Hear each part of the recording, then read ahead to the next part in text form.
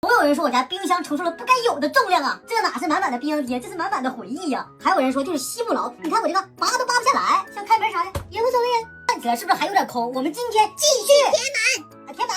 这里面呢有我跟粉丝交换的，还有我自己买的。先说大连，我们买了2个，这一个冰箱贴你们猜猜多少钱？这个我觉得好玩的一点就是这个车可以动的。里边都是一些大连的经典元素，还有一些景点。大连的海肠饺子和海胆饺子简直太好吃了，还有烤海肠、鸟贝都很好吃。所以了，你看一个冰箱贴引发出小小的什么？小小的想去了。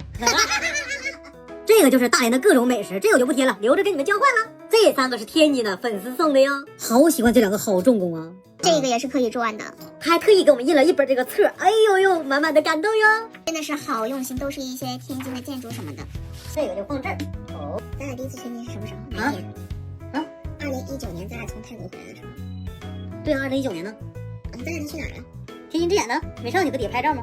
这个煎饼果子就留给大姑贴了。朋友送的长沙，去过长沙好多次，每次都忘了买冰箱贴，只顾着吃了1次4碗饭。哎，回来长10斤肉，全都给它贴上，老公那样斜着贴不好看。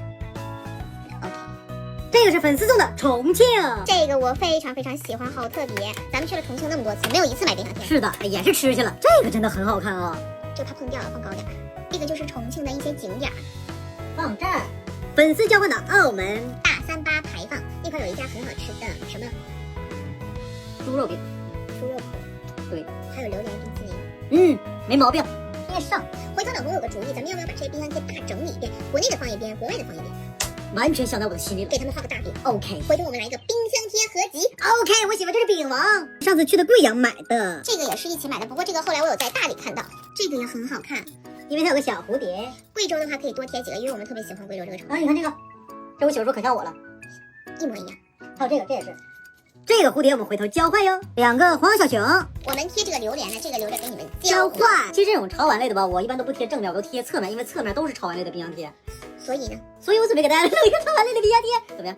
好，是吧？先贴上吧，回头给我们贴合集。是在大理买的网猫啊，这俩不便宜呢，这俩68还是80块，我忘了。好像俩80多吧。放那老公我怕碰掉，咱们把这个放高点吧，来回走。最后一个非常带劲了，真的老好看了吧？放这儿，哎，太喜庆了。这是我们家的冰箱，看看你们家的。